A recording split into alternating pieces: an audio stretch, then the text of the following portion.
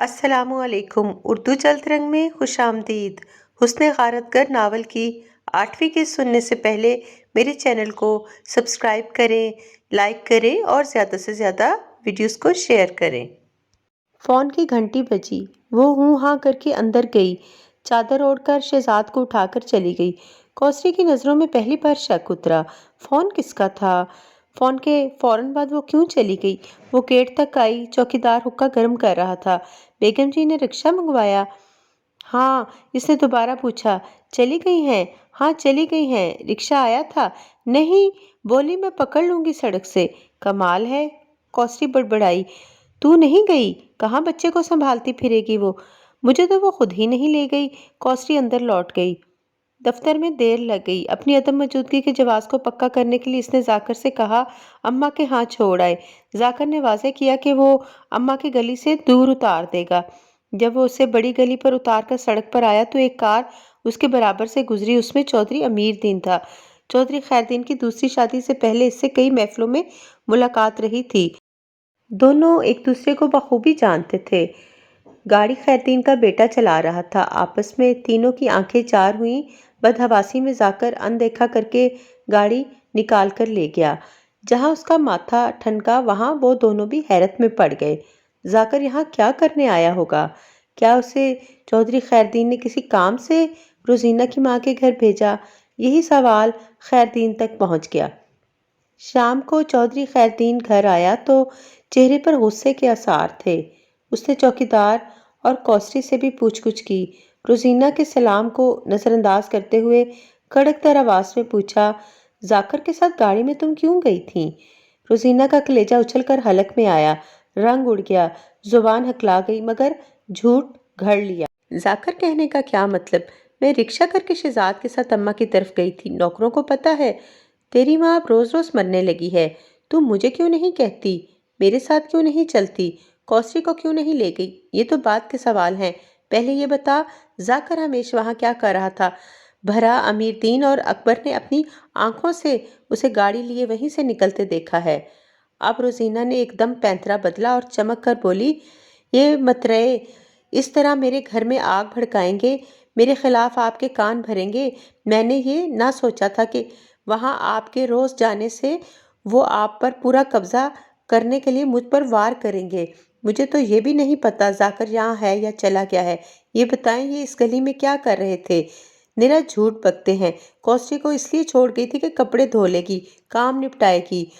وہاں جا کے یہ ہمارے ساتھ جڑ بیٹھتی ہے، باتوں میں ٹو لیتی ہے۔ اب مجھے ہر کام کی وضاحتیں دینی ہوں گی۔ آپ نے مجھے میری نظروں میں گرا دیا۔ یہ سب کہتے کہتے وہ رونے لگی۔ ایسی عادت تو نہیں میرے بڑے بھائی کی، وہ جھوٹ بولے گا۔ مگر وہ ہچکیاں لے کر روئے گئی تو چودھری نے ہار مانی۔ سوچا بیچاری اتنی ہلکان ہو رہی ہے، یہ جھوٹی نہیں ہو سکتی۔ غریب ماں کی بیٹی ہے، چلی جاتی ہے، چاہتی ہوگی ساتھ کوئی نہ جائے۔ لیکن میرے بھائی نے یہ لیکن دماغ میں گڑ سی گئی۔ چل اچھا ایسے تو نہ رو میری چندا، تجھے پہلے بھی سمجھایا تھا اس طرح رکشوں میں نہ جایا کر، لوگوں کو باتیں گھڑنے کا موقع نہ دے۔ جب جانا ہو تو مجھے رات کو بتا دو، میں صبح نہیں جاؤں گا، میری کوئی ادھر حاضری تو نہیں لگتی۔ پانی کا گلاس اس کے منہ سے لگاتے ہوئے کہا، اچھا بات تو سن، تو خوش ہو جائے گی سن کر۔ کیا؟ چہرہ اوپر اٹھا کر پوچھا۔ پرنم بڑی بڑی آنکھیں، سرخ ناک اور لال ہونٹوں والا چہرہ۔ کیوں نہ ہم اماں کو ادھر بلوا لیں؟ میرا مطلب ہے اتنا بڑا گھر ہے، تمہاری ماں میری ماں کی طرح ہے، وہ یہاں آ کر سکھ چین سے رہے، تمہاری بھی فکر ختم ہو جائے گی، اماں بھی اکیلی نہیں رہے گی، بلکہ مجھے بھی تسلی رہے گی۔ ٹھیک ہے نا؟ چودھری اس کا ہاتھ چوم کر بولا۔ اماں نہیں مانے گی، ہم منا لیں گے، تو منا لے۔ کیوں نہیں مانے گی؟ وہ بڑی غیرت والی ہے، وہ داماد کے گھر نہیں رہے گی، وہ تو ملنے بھی نہیں آتی ہے۔ یہ پرانے زمانے کی باتیں ہیں، داماد کے گھر کا پانی حرام ہے، میں بات کروں گا۔ موضوع بدل گیا، شک کا طوفان دب گیا۔ روزینہ اب حد درجہ محتاط ہو گئی تھی۔ ذاکر کو صاف کہہ دیا وہ اس طرف ہرگز نہ آئے اور نہ ہی فون کرے اور نہ اسے بلائے۔ یہ تو ذاکر بھی سمجھ گیا تھا کہ وہ چودھری امیر دین وغیرہ کی نظر میں آ گیا ہے، اسے کچھ دن انتظار کرنا پڑے گا۔ دونوں طرف وقتی طور پر خاموشی چھا گئی، مگر خاموشی کو وہ مستقل اپنانے کے روادار نہیں تھے۔ جوں جوں دن گزرے یہی خیال غالب ہوا کہ اس کا کوئی حل نکالا جائے۔ روزینہ کو چودھری کی قربت زہر لگتی تھی۔ شوہر اس کے دل سے نکل چکا تھا، بناوٹ کی زندگی گزار رہی تھی۔ 3 ہفتے گزر گئے۔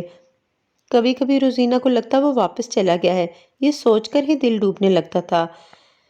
دل چاہتا گلیوں سڑکوں میں نکل جائے اور اسے تلاش کرے۔ من میں ایک یقین تھا کہ وہ ایسا نہیں کر سکتا، وہ تو اس سے بڑھ کر اس کا دیوانہ تھا۔ روزینہ ایک اندھے کنویں میں بند تھی جس میں روشنی باہر سے آئے تو آئے، اندر روشنی لانے کا کوئی راستہ نہ تھا۔ پھر ایک دن اس کا فون آ گیا۔ فون چودھری کے باہر نکلنے کے 5 منٹ بعد آنے کا مطلب یہ تھا کہ چودھری کے نکل جانے کا باقاعدہ انتظار اور تصدیق کی گئی ہے۔ اس کی آواز سن کر روزینہ جی اٹھی، ایسے لگا بہار آ گئی ہو، ارد گرد پھول کھل گئے ہوں، دل کو سکون مل گیا ہو۔ ہائے ذاکر، میں مرنے والی ہو چکی تھی، نہ پوچھو حال، مگر خیر ابھی یہ بات نہیں کرتے۔ جذباتی گفتگو سے گریز کرتے ہوئے ذاکر نے اسے آئندہ کے منصوبے سے آگاہ کیا۔ اس منصوبے پر مزید غور کرنے کا اب وقت نہ تھا۔ جدائی اپنا کام کر چکی تھی، دونوں نے جان لیا تھا کہ وہ ایک دوسرے کے بغیر نہیں رہ سکتے۔ خطرات مول لینے ہی تھے۔ کپڑے بیچنے والی ایک عورت نے آنا تھا اور روزینہ کو کچھ دے کر جانا تھا۔ روزینہ نے وہ کچھ تیسری رات روٹین کے گرم دودھ میں ملا کر چودھری کو پلانا تھا۔ پینے کے بعد گہری نیند کی حالت میں اس نے 3 سے 4 گھنٹے کے اندر ختم ہو جانا تھا۔ دودھ کتنے بجے دیتی ہو؟ 10 بجے۔ تمہارے آس پاس کوسری ہو تو جواب اس طرح دو جیسے محلے کی کسی ہمسائی کا فون آیا ہے۔ کوئی نہیں ہے، خود اپنا گلاس بنا کر اس کے سامنے پینا۔ پیتے ہی اسے بھی کچھ نہیں ہوگا، جب ہوگا وہ بولنے ہلنے کے قابل نہیں ہوگا۔ اس کا گلاس خالی ہو جائے تو دھو کے عام دودھ ڈال کر کچھ بچا ہوا کر کے رکھنا۔ اچھا، 2 بجے تک کام ہو جائے گا۔ خون کی الٹی وغیرہ آ گئی تو نہیں آئے گی، اعلیٰ معیار کی چیز ہے۔ تم نے صبح روٹین پر جاگنا ہے اور واویلا کرنا ہے، یہ مجھ سے نہیں ہو پائے گا۔ یہ ضروری ہے، تم بیوہ ہو گئی ہو، اسے ہارٹ اٹیک ہوا ہے۔ وہ رات سونے سے پہلے کہہ رہے تھے کہ سینے پر بوجھ ہے۔ وہ سرگوشیوں میں بتاتا رہا، ذاکر اس کے بیٹے پوسٹ مارٹم کرا لیں تو تمہارا دماغ ٹھیک ہے، میرا نام مت لو۔ اس کے بیٹے اور بھائی پہلا کام یہی کریں گے کہ تمہیں گھر سے نکال دیں۔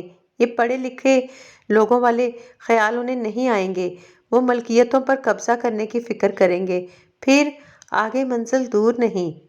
اللہ کرے۔ روزینہ کو خود پر حیرت تھی کہ اسے یہ سب سن کر ڈر نہیں لگا۔ کپڑے بیچنے والی آئی، اس کے پاس کڑھائی والے سوٹ، چادریں اور دوپٹے تھے۔ کوسری بھی شوق سے دیکھنے آ بیٹھی۔ روزینہ نے کوسری کو ایک کڑھائی والی کالی چادر دلوائی۔ چودھری بھی گھر پر تھا۔ کوسری نے وہ چادر چودھری صاحب کو دکھا کر خوشی سے بتایا کہ بیگم صاحبہ نے اسے لے کر دی ہے۔ چودھری نے کہا اپنے لیے بھی کچھ پسند کر لے۔ روزینہ نے اپنے لیے کچھ پسند نہیں کیا۔